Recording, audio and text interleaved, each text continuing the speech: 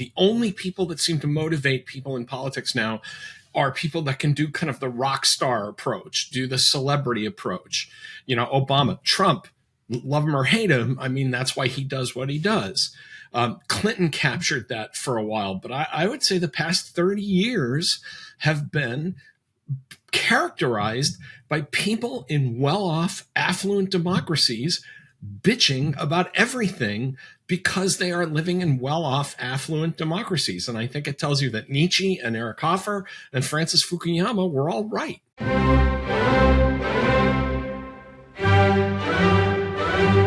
Welcome to Beg to Differ, the Bulwark's weekly roundtable discussion featuring civil conversation across the political spectrum. We range from center-left to center-right. I'm Mona Charan, syndicated columnist and policy editor at the Bulwark, and I'm joined by our regulars, Bill Galston of the Wall Street Journal and the Brookings Institution, Linda Chavez of the Niskanen Center, and Damon Linker, who writes the Substack newsletter Notes from the Middle Ground. And this week, our special guest is Tom Nichols of The Atlantic. Tom, you no longer have that long title about the Naval War College and all that. So that's the disclaimers. I don't speak for the government. Yeah, you don't speak for them. So now you're really, it's complete Tom Nichols unbound, which is great. So I would like to begin by addressing a topic that a few people on this panel have already written about, namely the EU elections this week. It is being characterized, Bill Galston, as a frightening win for the right-wing parties in Europe. Macron has had to has chosen in response to the strong showing of the of National Rally or the Le Pen party, snap parliamentary election. So that's the way it's being interpreted. Ann Applebaum, frequent guest on this podcast, differs. What do you think? I think it's a tale of two elections. On the one hand, if you look at the aggregate numbers, the shift towards the far right was not massive. Noticeable, but not massive. That's if you look at the EU as a whole. If you look at the three most populous nations in the EU, Germany, France, and Italy, which collectively account for 47% of the population of the EU and 52% of the GDP, it's an entirely different story. Everybody knows what happened in France, where, the National Rally, the Le Pen outfit, featuring a 28-year-old who may very well be France's next prime minister, scored a smashing victory. And the Macron and his allies didn't even get half what the National Rally did, which, as I think everybody knows by now, forced Macron to call snap elections, which he may very well lose to the National Rally. He is assuming that somehow the spirit of responsibility will seize the French electorate now that they've expressed their ire by voting in the European elections and French parliamentary elections. The sober, center-leaning France will reemerge. Most French analysts are quite skeptical. I can't rule it out, but I wouldn't expect it. In Germany, the three parties that make up the coalition collectively got 31% of the vote, underscoring just how weak the German government is now. For reasons having to do with their own constitutional system, they're not going to hold an election before it's scheduled in fall of 2025. But the ability of Gerhard of Mr. Schultz to lead Germany effectively and to have Germany be the effective leader of Europe is much diminished. And in Italy, the brothers of Italy, led by Miss Meloni, did even better than they did in their smashing victory in the 2022 Italian parliamentary elections. So in these three leading countries of Europe, the populist right is on the march, definitely. And these countries have an outsized role in steering the European agenda. So take your pick. In the aggregate, not a huge shift, but when you look at the top countries, very significant. Linda, what do you think is propelling the populist / in some cases outright fascist parties' popularity in some places in Europe? And we should note, as Ann Applebaum does in an excellent piece in the magazine, also that Tom Nichols also writes for, there were setbacks for some of the more authoritarian parties also in these elections, including Hungary and Poland, just in the last few months. So it's not a uniform picture. There's some ups and downs here. But anyway, what is your sense of what's behind this? Well, I'm not an expert on this by any means, but it's very clear to me, even as a advocate of immigration and very healthy immigration, that there's a big difference between the immigrants who come to the United States and the immigrants who end up in Europe. And a lot of that has to do with the societies into which they come and the lack of a history of assimilation, very healthy, wealthy welfare states that are, I think, an attraction for some of the people who come. And then also, once you have the European Union, as opposed to each country dedicated to its keeping its own borders and making its own rules, the free movement of people, so that people who come into one part of the European Union can move. They can pick, as you could in the United States. You could, if immigrants were in fact entitled in the United States to welfare benefits, which they are not, as of the 1992 welfare reform bill. I think that's a problem. And what happens is you have a cultural backlash, and I think that's been part of it. And I think that you also have vulnerable leaders. I mean, Macron is not the most warm and fuzzy and appealing character. And it's not just his policies, but his persona that has even his own party not necessarily wanting him to get out there and to run, very openly with candidates of his party in the upcoming elections. Tom, let's stick with France just for another minute.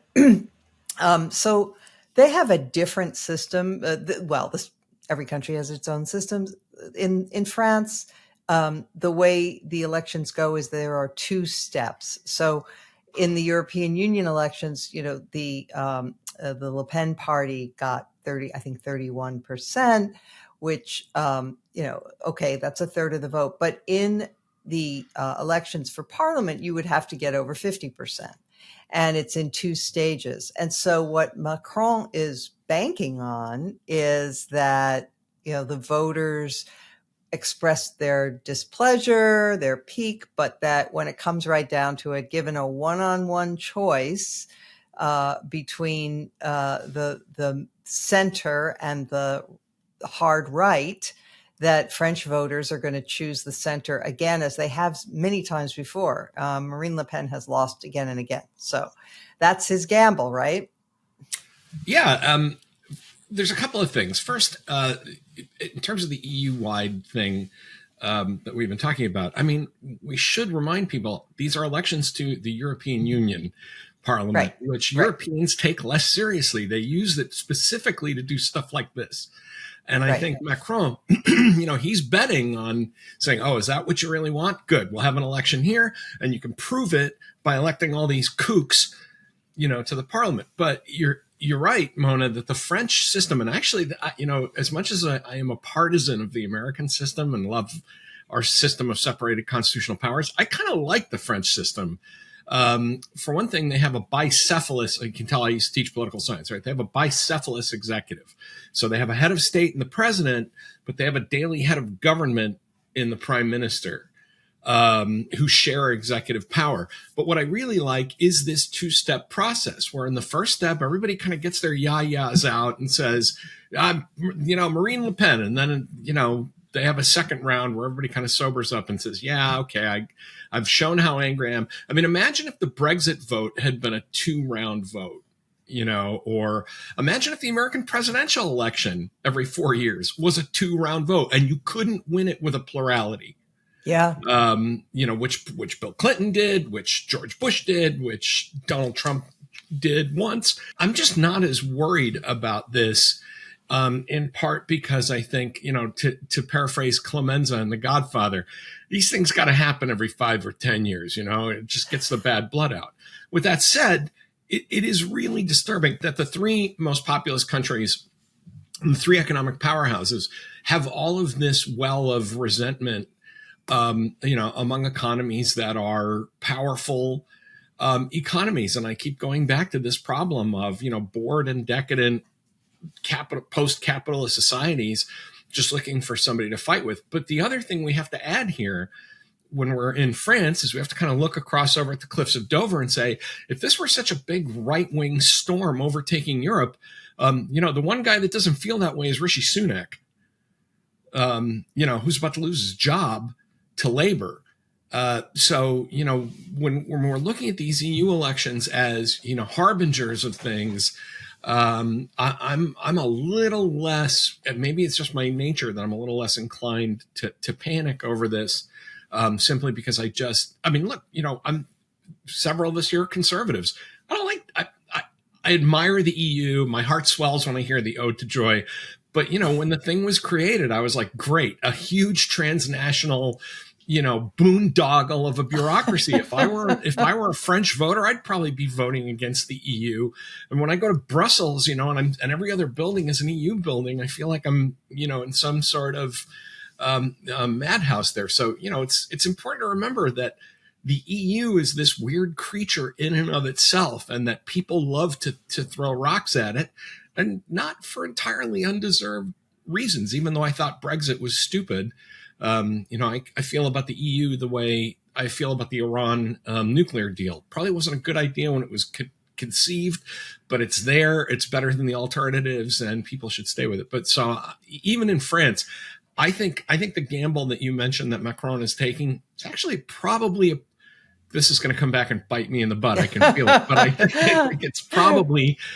right now it's probably a pretty good gamble because of this unique structure of French voting and the French system. Boy, I feel you on the whole EU thing. I have to say, at the time, I remember writing that, no. They should not create a huge, continent-wide bureaucracy. What they should do is have just a complete free trade agreement for all European countries and make it as easy as possible to trade. And you want to have a single currency? Okay, fine. But, that would have been so much better. I'm Greek. I mean, remember, Yeah. that in 1995, I was there in Europe with my Greek relatives saying, you guys are going to be the poison pill, in this whole scheme. And you're going to be really mad at the Germans. And, a lot of the things I said in the early 90s turned out to be true. But now, here we are saying, well, compared to what's going on in, Russia and the transatlantic community, it doesn't look like such a bad idea anymore. Well, now speaking of that, Damon, Tom's colleague, Ann Applebaum, made the point that some of these far-right parties in Europe are actually making much more moderate noises now. They are trying to appeal to a more centrist constituency, and they are not trying to be, the radicals that they once were. A lot of them have begun to sort of to moderate. So she contrasts that with the United States, where Trump is making no effort to moderate his positions and to seem more normal. That's certainly true. I very much agreed with that part of Ann's analysis. I mean, we're dealing here with, I think, a real, in the broader perspective of a decade or more, a real sea change. I mean, the idea that parties with the kinds of histories that these parties have in Europe are doing as well as they are, whether it's in an EU election or an individual national polling, is astonishing, and in the scheme of the history of these parties, pretty unnerving. On the other hand, it is true that one reason why they're doing better than one would have expected, it's not only that public opinion has shifted in the direction of more wanting to limit immigration and frustration by the centrist parties, not trusting that they'll actually limit immigration and migration in the way that they want, the way the voters want. It's also that those parties have edged in from the fringes to prove that they're more responsible, which is exactly the way electoral politics in a functional democracy is supposed to work. Right. I mean, there were communist parties throughout the Cold War in Europe who competed in elections, and it was controversial at first, but in the end, I think our side of it realized, well, if these fringy extreme parties actually compete for votes and then sometimes win elections and have to take responsibility for governing, they'll actually become more responsible and they'll become like a regular party. And well, do you think that's true of communist parties? In Europe, in the post-war era, I do think, I mean, in Italy and other countries, there you had governments in which communists were members of government coalitions. Yeah, but they didn't really wield it's a power. function of parliamentary systems. If we had a communist party in our country, the only chance it would have would be to win outright, and then who knows if they would feel any need to compromise.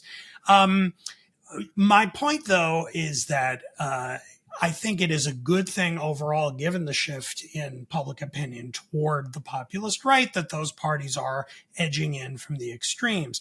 But again, Anne is correct that, you know, our populist right party, which is now the Republican Party, one of only two viable parties in the United States, its leader hasn't done a single thing to moderate, and in fact, in a lot of ways has gotten more extreme, not only with what he did on January 6th and the refusal to ever concede that the sitting president legitimately won the election, but in the proposals that are swirling around the Trump campaign. I mean, you can go, in addition to going to the Heritage Foundation and looking at Project 2025, and then just go to the Trump campaign website. There's lists of tons of proposals that are pretty unhinged, very un-American, if you define American policies by what we've seen over the last century in this country,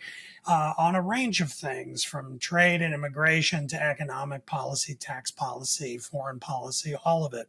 So what we're dealing with more broadly is a shift, I think, in the direction of the populist right. Doesn't mean it's going to win all the time. In fact, we're seeing normalcy in that respect. You know, sometimes it does well, sometimes it fails. As you alluded to briefly, Mona, I think it was Mona, who said that the Fidesz party in Hungary, that's Viktor Orban's party, they actually went down in popularity in the EU election. And there's an upcoming guy who's a former member of the Fidesz party, who's now going to be a center-right challenge to Orban, a guy whose last name Magyar means literally hungry. Yeah, perfect last name. Like the Democrats being led by President America. And then I talk about good branding. And then, of course, there was the Indian election, which we haven't really talked about on the podcast too, where something very similar happened with Modi. He's still in power. His party is still going to be able to form a coalition government and remain in charge. But for the first time, they no longer control a majority on their own. That's normal politics. So, you know, it shows that we somehow have to adjust to this new reality. But unfortunately, the democracy in which we all live is sort of doing it in among the more unhinged ways of any of these countries, where our would-be right-wing populist isn't compromising one iota, and his voters like that about him most of all. that he refuses to compromise on anything and doubles down on it all the time. One more thing on this topic about the EU and the various leaders. Ian Bremmer had an interesting little social media post where he pictured the 7 leaders, and over their heads he put a little box with how unpopular they are at home. So Olaf Scholz was at -51. Justin Trudeau, -38. Emmanuel Macron, -31. Giorgia Meloni, -10. Joe Biden, -18.5. And Rishi Sunak, -54. So what does this tell us? And I'll throw this to Tom, or anybody else who's interested can also comment. What does this tell us? Is this an indication that just the post-pandemic inflation is just taking its toll on all of these leaders, or is it individual to each country? What do you think? I don't think it's the pandemic or anything. I think it's, I'm going to make the big sort of the big think argument, which is it's the time we live in now, where people just hate their political leaders, no matter who they are. This is how we get, this is how we got Trump the first time around. Of when people said, one of the most common things I heard talking to people, there are plenty of people here in my blue state who voted for Trump. So, well, I just want to shake things up. I just don't like those people. And I'd say, why? And they go, I don't know. And no matter what kind of conversation you try to have with people, there's just this kind of vague anomie, this kind of ennui, of like, I just hate everybody and they're all bad. And I think that's just that predates the pandemic. I think it actually, when you go back to the election of somebody like Barack Obama, it's actually a bad sign in the sense that the only people that seem to motivate people in politics now are people that can do kind of the rock star approach, do the celebrity approach. Obama, Trump, love him or hate him. That's why he does what he does. Clinton captured that for a while, but I would say the past 30 years have been characterized by people in well-off, affluent democracies bitching about everything because they are living in well-off, affluent democracies. And I think it tells you that Nietzsche and Eric Hoffer and Francis Fukuyama were all right about where we were headed. So that's my big, end of history gripe. I think Okay. Trying to tie this to policy can become a mug's game. Okay. By the way, I mentioned the pandemic only in the sense of the inflation that came as a result, not the pandemic itself. And the inflation in many European countries is worse than it is here. But Bill Galston, I'm going to guess that you might not share Tom's view. What do you say? I guess I think that there are more specific grievances that need to be taken into account here. The past decade hasn't exactly been a great decade for people in the middle classes and the working class, wherever you look. And added to that now is the increasing unpopularity of the green agenda, particularly in small towns and rural communities, because the various regulations and taxes have made life for people outside the big cities even more difficult than they were before. I think something else is going on. People need a story, a narrative that gives them some hope for the future. And for the 30 glorious years after the Second World War, that positive story was unbroken economic growth that moved lots of people out of poverty into the working class or even the middle class. Then there was, there was an interregnum following that, a new story, namely the fall of the Berlin Wall, the collapse of the Soviet Union, the march of democracy.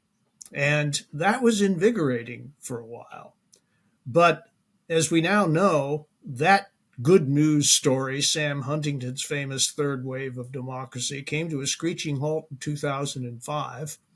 And the past 20 years haven't been great years anywhere in the West.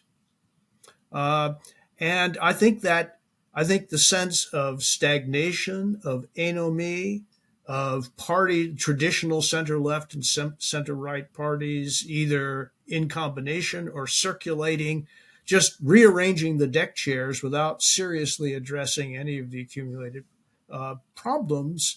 I think that sense that the leaders are sitting there, but seem to be out of touch, seem to be, at the very least, incapable of addressing the problems, even if they're aware of them. I mean, I could go on in this vein.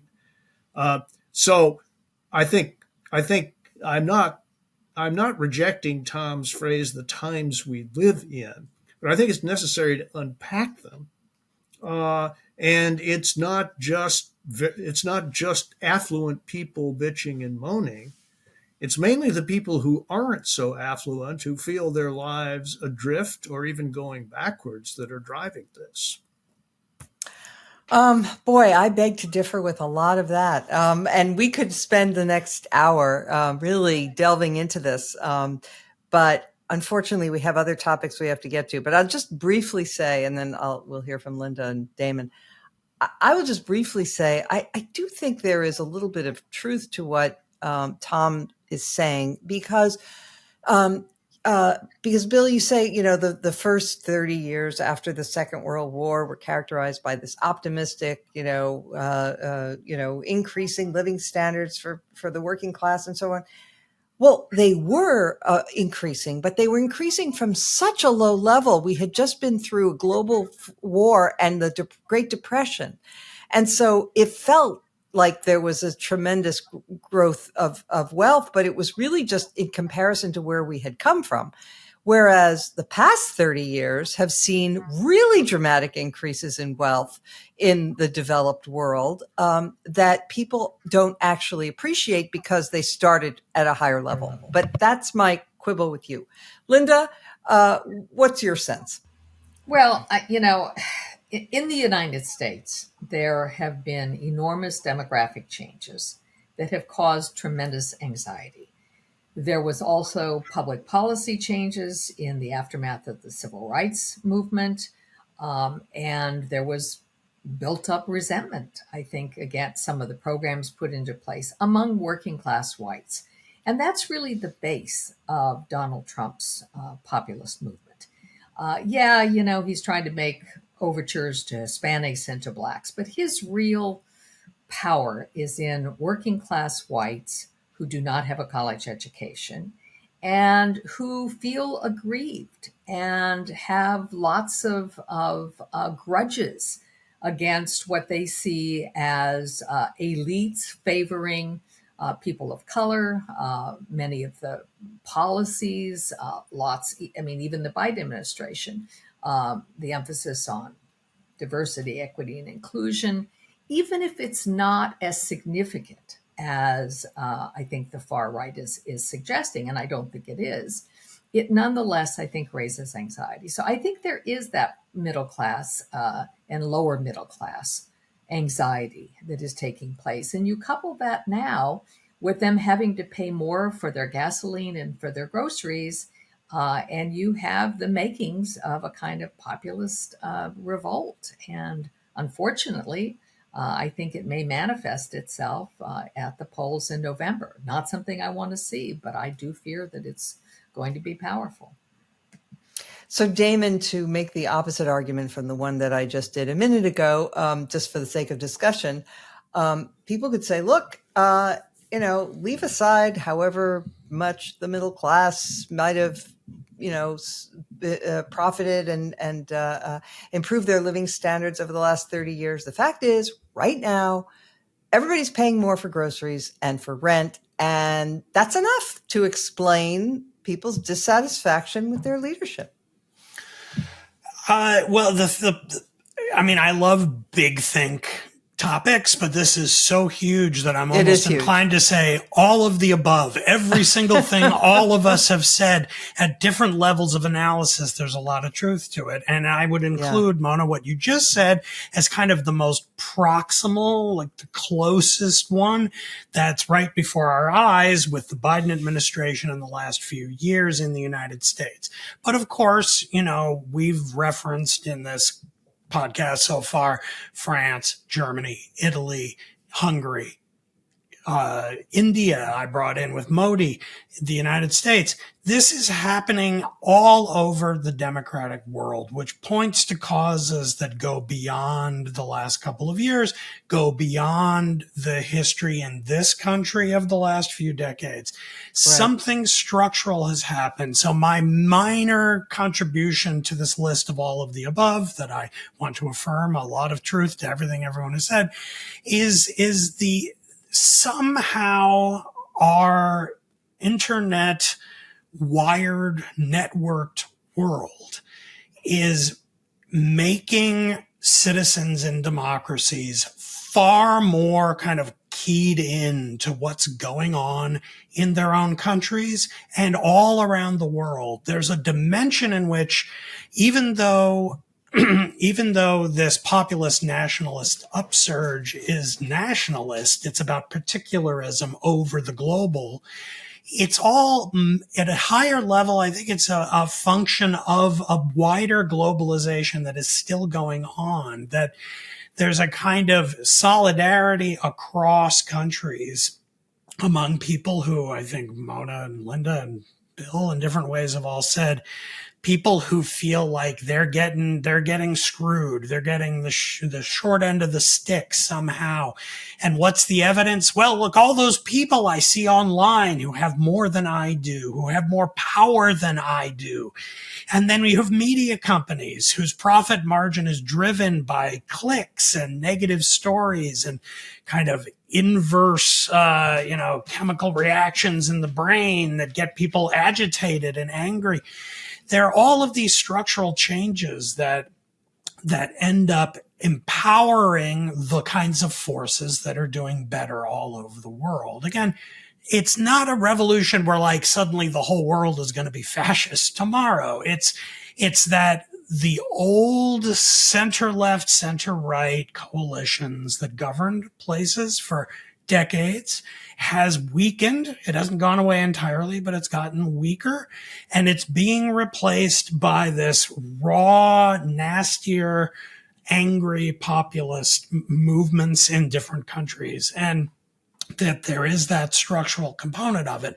Last thing I'll say, when I worked for Penn Press 10 years ago, I brought out a book by a Bulgarian author I like a lot named Ivan Krastev titled Democracy Disrupted. This book was written about, you remember in the distant past of like 2011, 2012, there were a lot of protest movements across the democratic world. They surged in countries all over the place, and then they just dissipated and went away. He wrote a little book about this and tried to explain it in these terms about the networking effects of discontented citizens who had really no good idea about what they wanted the government to do. They just knew they didn't like what it was doing now everywhere. He, I think, hit on something that ended up getting, supercharged in the 2015-16 period. And of course, what was starting to happen in the world around 2011, 12, 13, smartphones, the internet. Everyone in the world now just about walks around with a supercomputer in their pocket where news happening anywhere in the world can show up with a little vibration and they see it.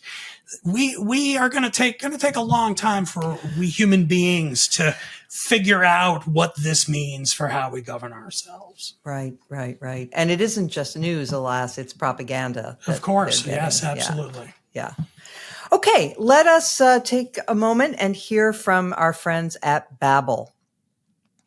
So what is the best way to learn a foreign language? Well, everyone knows it's total immersion. You move to a country, you've got to get along, and you quickly figure things out.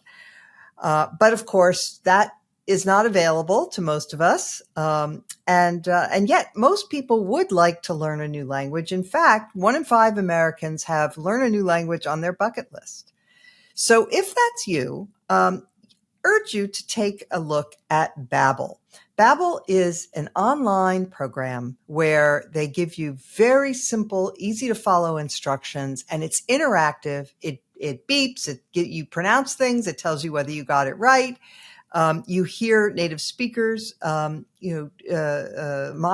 how to pronounce things. You engage right away in conversations, and it builds so that what you learned one day, and by the way, 15 minutes a day, that's it. It's a very light commitment, but amazingly, if you stick with it, 15 minutes a day can get you to the point where you're feeling pretty confident about being able to engage in some basic, give and take in another language. And it's wonderful if you need it for your business or if you're planning a foreign trip.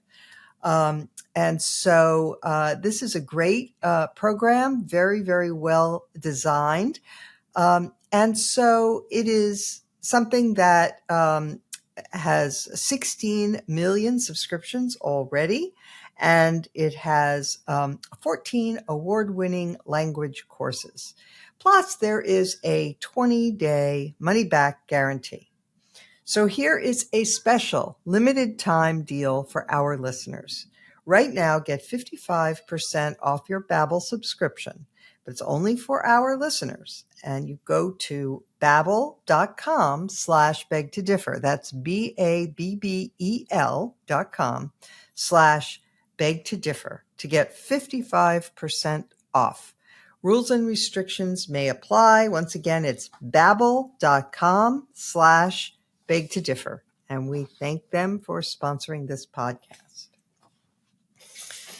All right. Well, that was an excellent discussion about a lot of very big things. I also would like to hear you guys on some things that have happened this week. So we had the jury in the Hunter Biden case, guilty on 3 counts. And the reaction to this on the part of Republicans, Tom Nichols, was interesting.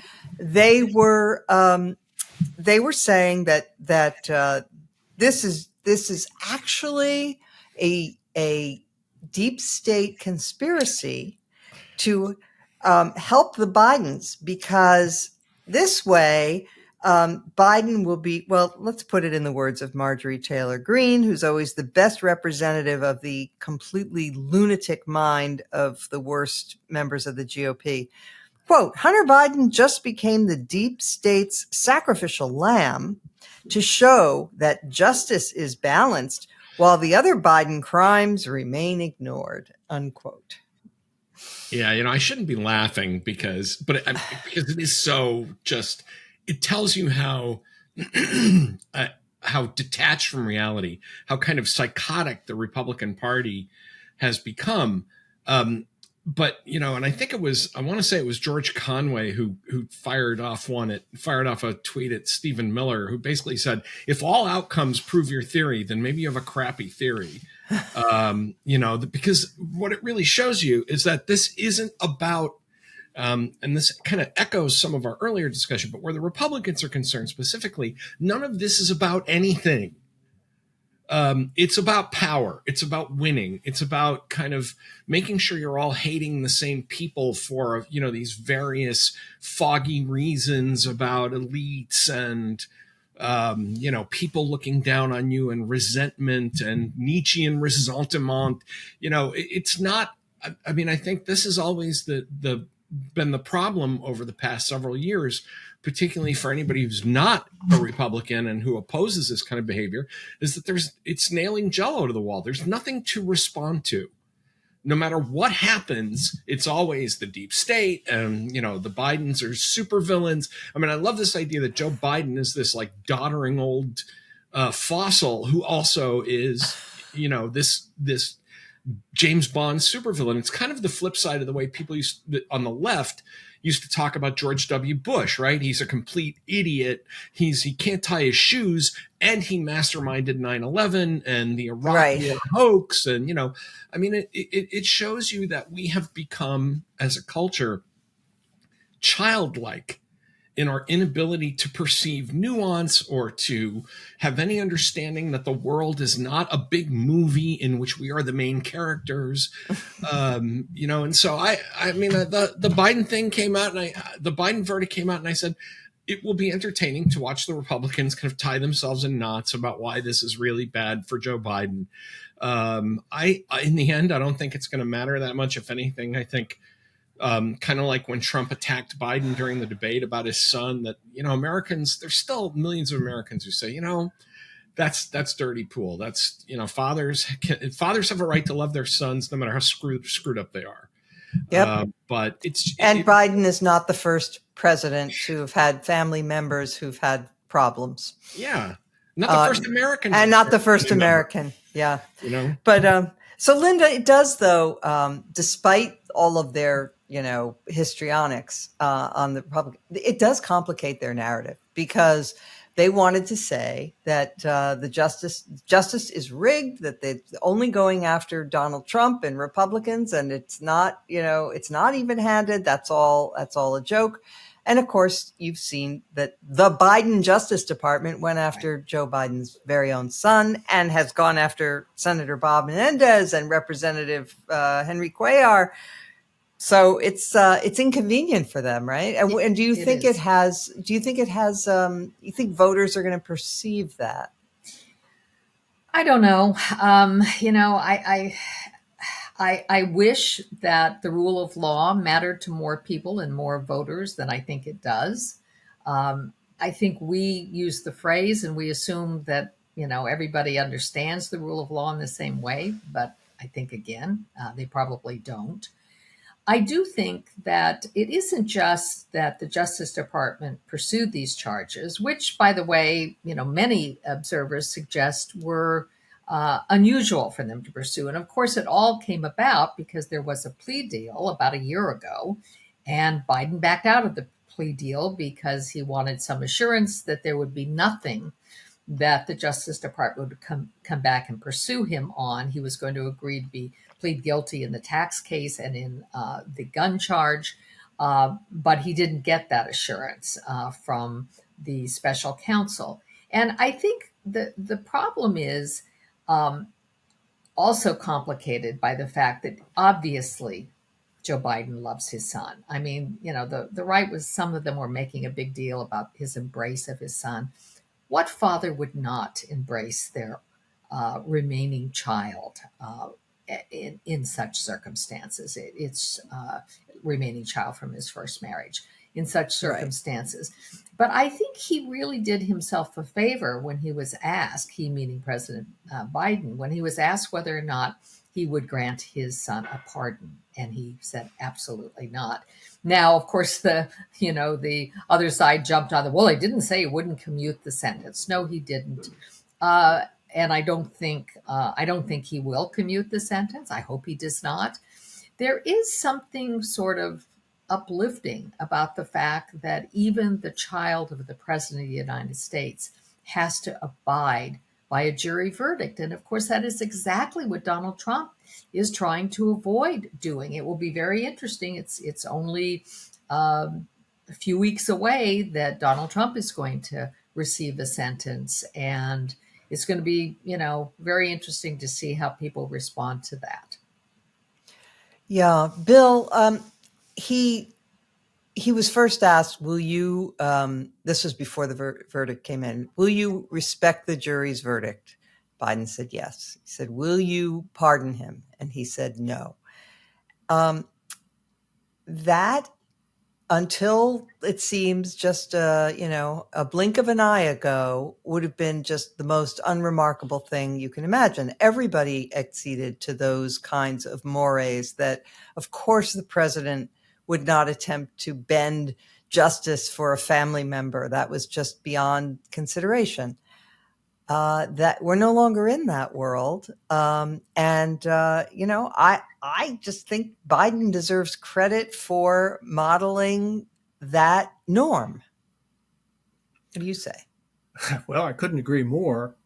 The real news for me is not that Trump rejects that norm, but that he gets away with it. Yeah, It's not about him, it's about us. absolutely. And I'm not saying that he hasn't, contributed to the change in us, but, to a considerable extent, he sensed it was there, organized it, and intensified it. He did not invent it. So I think we have to do a much bigger dive, a deeper dive into the changes in American society, which gets us back to our previous big thing segment, that have made this kind of behavior tolerable to, I think, perhaps a plurality, if not an outright majority of American citizens. That's the question. So, Damon, so we're talking about Biden modeling the correct norms and respecting the rule of law.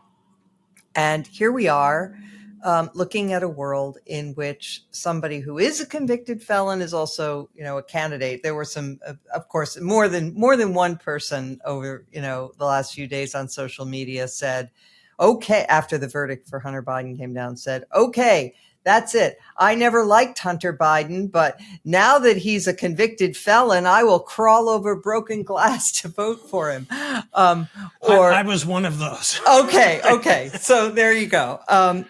But we now here we have a situation where, of course, one of the people who was a convicted felon is nominee for president, and the other is the son. Kind of a big difference there. The Republicans have done everything within their power to try to link Joe Biden to Hunter Biden's sleaziness without success. They've had a whole impeachment inquiry that went nowhere because they couldn't pin anything on Joe Biden. And at the same time, you've got Donald Trump, not only a convicted felon for leaving aside the merits of that case, he has promised to pardon all the January 6th defendants, to terminate the Constitution. He calls people who disagree with him vermin. He says, he'll be a dictator, at least for a day. He says immigrants are poisoning the blood of America. He would abandon NATO and probably withdraw, abandon Ukraine and probably withdraw from NATO. So kind of a lot to... it's kind of a huge contrast. And time, as of this morning, Damon, I was looking at all this and I was just feeling like, you know what? I have the feeling that Biden is not going to be able to make this case. What do you say? Well, I've been pretty bearish on Biden for quite a while. I'm pretty gloomy about what's happening. I think we're now, 2 weeks out from the convictions of Trump's felony convictions, and the poll shifted like a point in Biden's direction in aggregate, roughly so small that it could wash out with the next nice spring breeze. I mean, this was a week where with the Hunter Biden results from his trial, the guilty verdict, where you really got the feeling, and this is in a way just restating, I think, Mona, what you were saying in your run-up to the question, that we live in two worlds. The United States is kind of two worlds going on on parallel tracks. And Joe Biden is, for all of his faults and shortcomings as a candidate for re-election, he is operating in the world that we all are familiar with as Americans. He is almost absurdly normal in every way, in the sense that he behaved exactly as you would hope a president would behave in the unfortunate eventuality that a loved one got in trouble and got brought up in charges. Jonathan Last in the Triad, his daily, remarkable that it's daily, newsletter at the Bulwark this week had a really good statement, I thought, where he simply went through and kind of walked the reader through reminding the Hunter Biden case, how it started under the Trump administration in 2018, the investigation of him, and then it continued into the Biden administration. Biden did not interfere.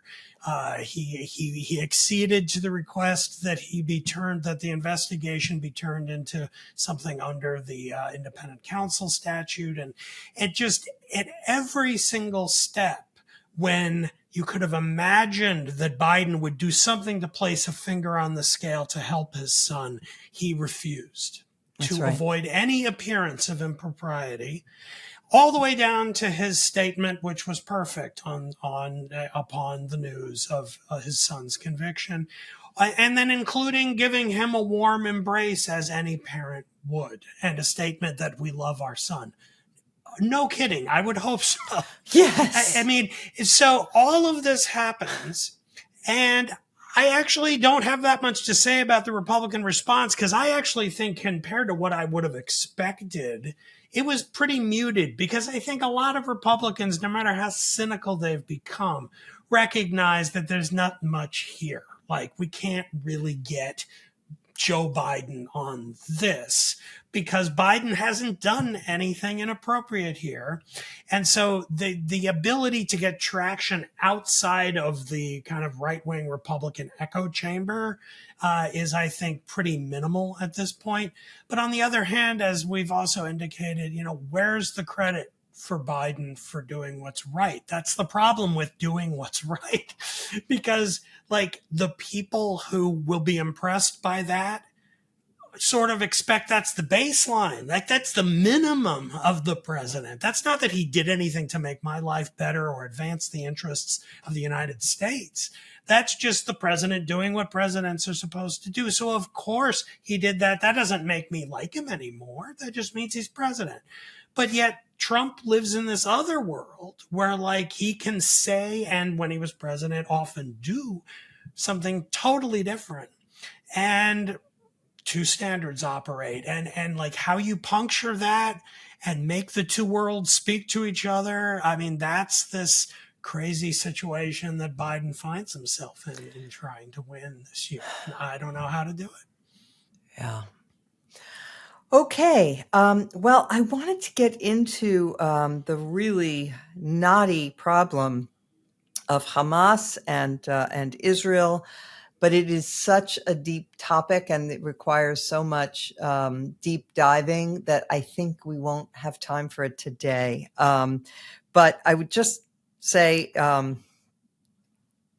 if we could all just comment, if you choose to, on the reactions that we saw to Israel's rescue operation this week, because it was amazing. This rescue was something, I don't know if anybody has ever watched this show, Fauda, but it's an Israeli series. And one of the creators of that show, who was in one of these units or served with, I think, with one of them, Avi Issacharoff, was quoted as saying this was beyond anything that Fauda even envisioned. So this was an amazing operation. And yet you saw people like a BBC questioner asking an Israeli spokesperson, well, why couldn't the IDF have given warning to the Palestinians before engaging in this action? Anybody care to comment on this and the impossible situation? I mean, Damon, it's linked to what you were just saying about there's two worlds. One is like normal reality, which is the one that Biden lives in, that we live in, and then the whole MAGA alternate reality that is completely different. I mean, here you have real reality where Israel is faced with an enemy that hides behind civilians on purpose, wants civilians to be murdered. It serves their interests, and commits every war crime imaginable against Israelis. And Israelis are the ones who are held to impossible standards and asked to justify rescuing their own people. Could I just interject here? Because one of the things that I thought was really important about this rescue was the pictures that we saw. First of all, this was a refugee camp, and it was really a very urban, high-rise buildings, which had not been touched at all by the Israelis in the previous bombings. And then it turns out that at least 3 of the men, I think, were held in a building where an Al Jazeera stringer of some sort lived. So all we hear about these non-combatants, they were in his apartment. Yes, in his apartment. And, this is the whole narrative that so many civilians are dying. And that the conditions in Gaza are intolerable. People are starving. Babies are starving to death. It does not appear to be true from the pictures that we saw coming out. So I just think that that's one of the things, if people were honest and really looked at this, they'd have to ask some questions about how this story has been reported. Yep. Bill Galston. Yeah, just piling on. I listened, I think it was to Martha Raddatz interviewing Jake Sullivan last Sunday, and I was really shocked.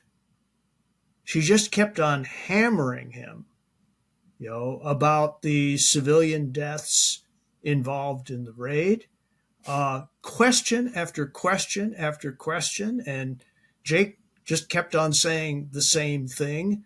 And it was though she was determined to squeeze out of him, some disapproval of the raid on the grounds that the civilian deaths were somehow disproportionate.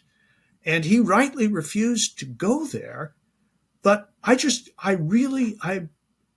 don't leap to the conclusion that journalists are biased easily. But I found it very difficult. And this is not someone from the BBC. This is a respected American journalist, and maybe I'm doing her, maybe I'm not being fair to her, but it sure seemed to me as though she wasn't being fair to him. By the way, I'm usually a fan of Martha Raddatz, but everybody can have a bad day. So let's hope that was just a momentary lapse. Tom? I'm gonna, the rescue itself was, Entebbe type stuff. It was amazing. But I want to talk about make a comment on the kind of the meta problem here that Bill's getting out of. And I'm going to come back to the word I used a minute ago, how childlike people have become about turning everything in the world into a morality play where, these hostages were taken. Did you have to hurt anybody? It's a war. I mean, some of you may have seen that I have spent, a long time on social media, partly because this is my old college professor instinct. And for 18 years, I taught a course on just war, proportionality, laws of armed conflict. I worked at a war college for 25 years, right? And people say, well, this is genocide. No, it's not genocide. There might be war crimes. There might be individual, Israeli operations that you could argue have to be prosecuted. But this notion that, every time somebody gets killed in Gaza, this is just, totalitarianism and war crimes and genocide, it really does suggest that people have kind of lost their minds. And I say this as somebody who is no fan of Netanyahu or the Netanyahu government. I'm not some, I don't, you guys know I'm mostly a Russia guy, so I don't spend a lot of time on Israeli politics. But my God, this, I keep asking Americans to say, what if this were us? What would you countenance? And I point out often when this comes up that when the Rangers were downed in Mogadishu and had to make their way out of the city, we took 18 casualties. We killed well over 1,000 people getting out of that city. And just like with Hamas, it was intentional that the Aidid's people, the warlords that were involved there, were specifically arming children and women and people that weren't wearing uniforms to try to draw the foul here, to try to put the Americans in the position of having to kill civilians. There were children walking out with rifles that were taller than they were, and getting cut to pieces because in that kill or die situation, Army rules of engagement are if somebody's shooting at you, you can shoot back. And this is explicitly what's going on. And to try to talk to a lot of Americans, and not just in the weird hothouse of social media, but trying to talk to people just one-on-one. It's almost like we are inundated with too many images and too much information, and it's just burning on our brain. And I'll just end that by going back to what Damon said earlier in the hour about we're all walking around with supercomputers in our pockets, and our brains are not capable of taking in petabytes of information all day long. And so we cut everything down into this black, white, good, bad, must have an opinion instantly. Because that's the other thing that's going on with the Gaza war. Like on October 8th, this turned into a complete crap storm, because people said, I have to have an opinion right now. Israel's bad. And that is the dominant narrative. And it does, I'll say this as a former teacher, this does come out of the universities, that the Israelis are powerful. They are the oppressor. The Palestinians are underdogs. That this is just, and everything gets reverse engineered back out of that narrative. But the reactions to the rescue are insane, because people keep trying to pigeonhole it into, is this good for my guys or is it good for the other guys here in American politics? And we just have lost our ability to think like adults about any of this stuff. Damon, what's your reaction to that? I tend to think the same way as Tom about this. It seems to me that something has changed, that there is less of an ability on the part of like those of us who are engaged in public discourse to just make elementary distinctions and say, well, it's always tragic when people get killed, but you've got to look at like who started the war, who's hiding behind civilians, who's encouraging, those kinds of things are just basic. And yet it seems like we're losing the capacity to make those kinds of distinctions. Yeah, I agree. And I agree with much of what Tom just said. It's incredibly frustrating. There is no issue more frustrating trying to debate on social media than this, because of exactly what Tom was saying, that there is a kind of Palestinian activist argument that's very, very old, that basically the Palestinians got screwed in 1948, and therefore everything that has happened since is illegitimate on the part of the Israelis. Nothing can be justified that they do. That's why so many people immediately after October 7th leapt to the conclusion, yeah, that was bad, but the context is that of course they did this. They're oppressed. Israel is occupiers, even though they haven't actually occupied the Gaza Strip since 2005. But no, that's whatever. This narrative is so embedded in the background that a lot of people are thinking like activists. And activism, I'm sorry, if it happens organically because of a proximal injustice, like during the civil rights movement, then I'm all for it. It's democracy in action and so forth.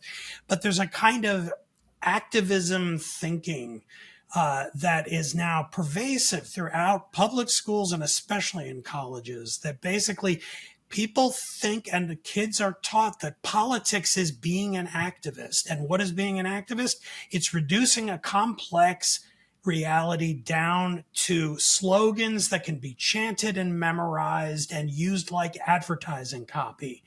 And on an issue like this, the Middle East, Israel's founding, the Palestinians, how the Palestinians have responded through round after round of negotiations and peace offerings and intifadas, and when someone asks my opinion about this, I tend to sort of throw up my hands like, you think I can address that in a tweet? I don't think so. Right. But that doesn't, it doesn't matter. We, from the river to the sea, I have my little slogan. Yep. And so, I have very, very fraught mixed feelings about how the war has been waged, about what the end game is, about Netanyahu's motives. Same. The way he stays in power is that the war never ends. That's a huge problem.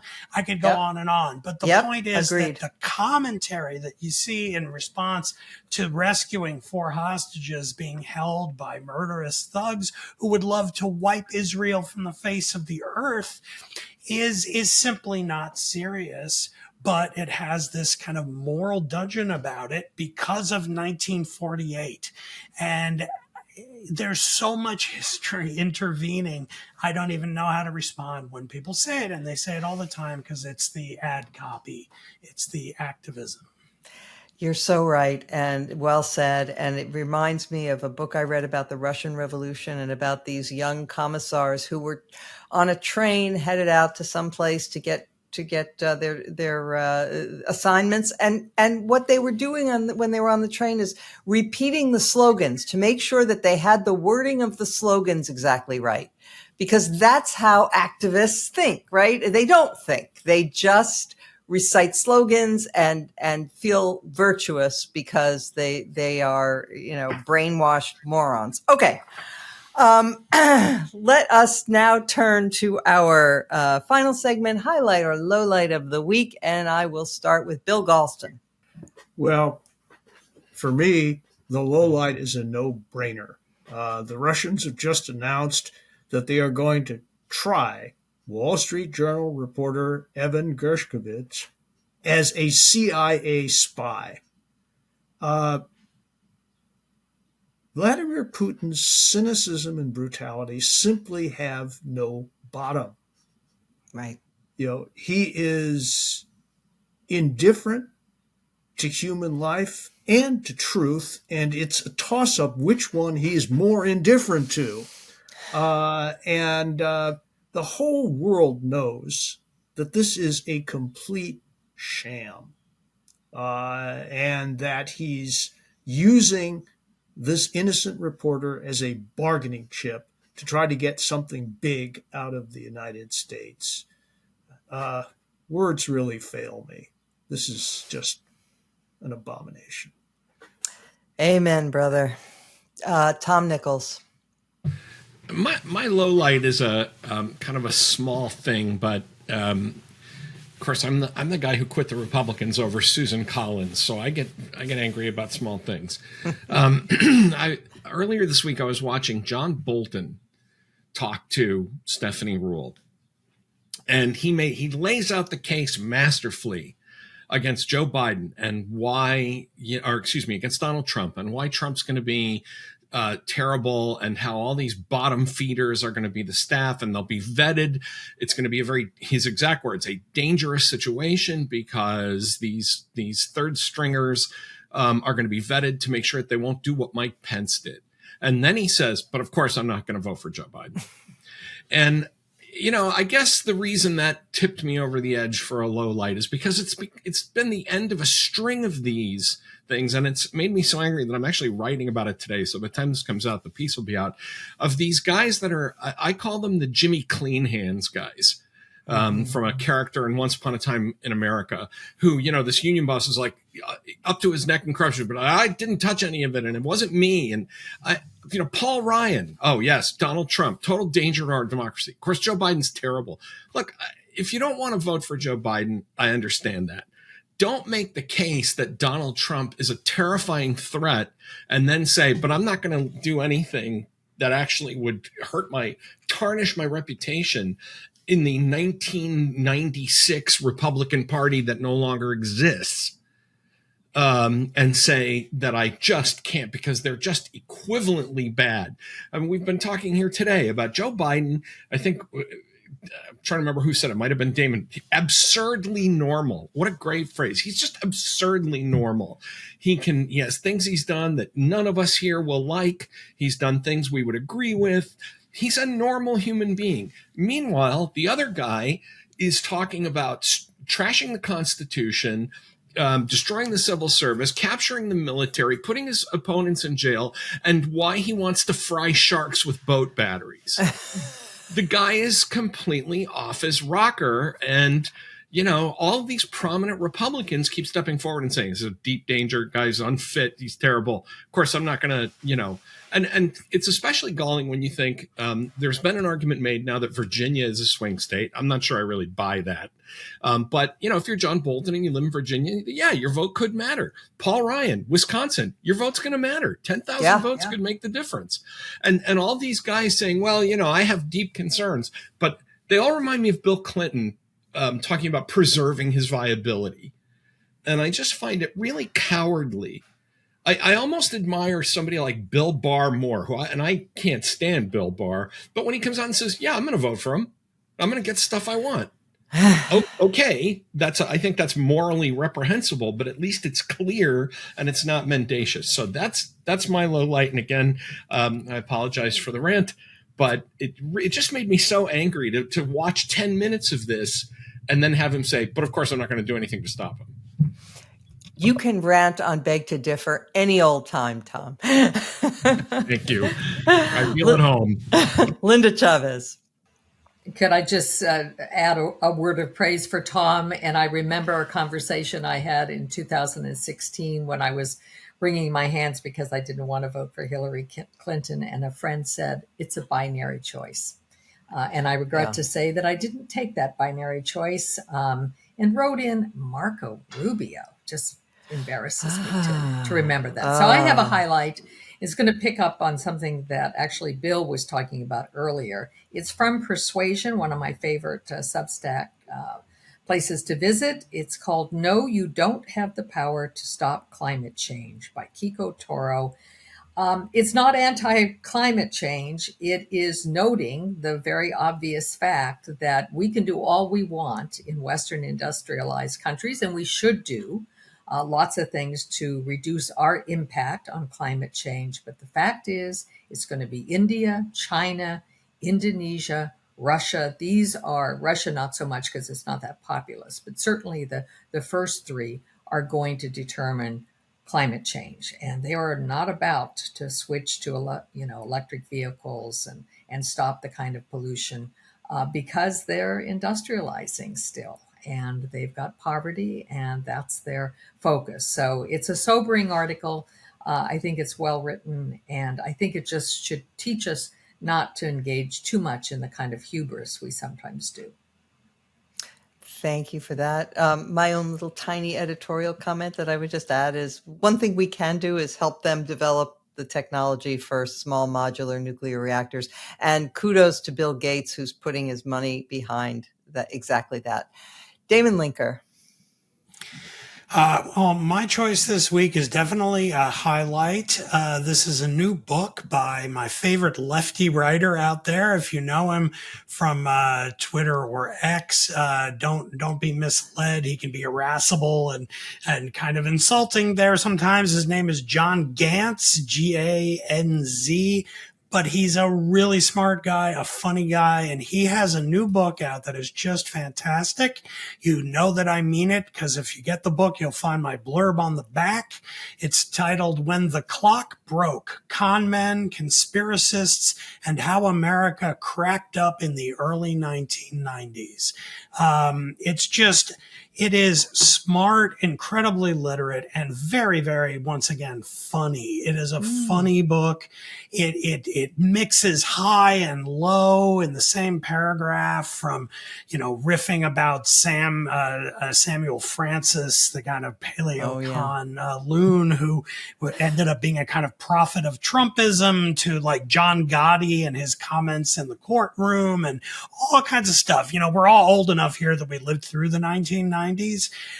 So, I'm sure much of what's in the book, if you're that old, you'll read it and be like, oh yeah, I remember this. But a lot of it you probably forgot. And then even the stuff you remember, the way Gantz synthesizes it into a kind of underbelly history of the United States that helps you to understand what Trumpism is and where it comes from in the American soul. Really, really illuminating. I think probably of any Trump take at book length, I would say this book has done more to kind of change how I understand our moment than anything else. So I really strongly plug this book. It got a rave in the New York Times this week. Tom Edsall quoted it liberally in his column in the Times this week. So I think you're going to be hearing a lot about the book. It's going to get a lot of attention and well deserved. Excellent. Thank you for that. I will order it as soon as we close. All right. I have a highlight, and it is accountability. And I'm indebted to my friend Charlie Sykes for pointing this out, but he accumulated a list of people, true malefactors who are going to pay the piper. One is Dinesh D'Souza, whose mendacious, dishonest, awful book/documentary, 2000 Mules, which was purported to prove Trump's false stories about election fraud from 2020, has now been withdrawn from circulation because the Salem can no longer stand behind it. They were sued by one of the people they defamed, and so it is off the market, alas, not out of all the millions of people's brains that it has helped to corrupt, but at least that happened. Alex Jones is liquidating InfoWars. Excellent. Finally, in a way, so that he can pay the millions or more that he owes to the families of the children murdered in Connecticut. Steve Bannon is going to be reporting to prison in the next couple of weeks. Excellent. Important to remember that Steve Bannon was pardoned by Trump. I mean, there are a million things to remember about Steve Bannon, but one of my favorites is that the thing Trump pardoned him for was for a scheme to bilk gullible Trump supporters, MAGA people, out of their money with a We Build the Wall so-called charity that was nothing of the kind. And so A, Bannon did it. B, Trump pardoned him for it. Which tells you a lot about our current moment. Anyway, he's going to jail, not for that, but for contempt of Congress, which was a completely unnecessary crime that he committed. And finally, the Epoch Times, which is a weird paper that started as a Falun Gong thing, but eventually became Trumpy. Their CEO was just indicted for a vast money laundering scheme. So all of these malefactors are going to be paying a price for their bad behavior, and that is good for everyone. It's emotionally satisfying, but it is also a warning to others not to behave as they have done, and therefore it's not just satisfying, but it's important. And with that, I want to thank our guest, Tom Nichols, and my regular panel. I also want to thank our producer, Jim Swift, and of course, our listeners and viewers. We will be back next week, though I am going to be on a bit of a irregular schedule over the course of this summer. I have a lot of travel coming up, but Beg to Differ will be here all the time. And so thank you all very much, and we'll see you next week.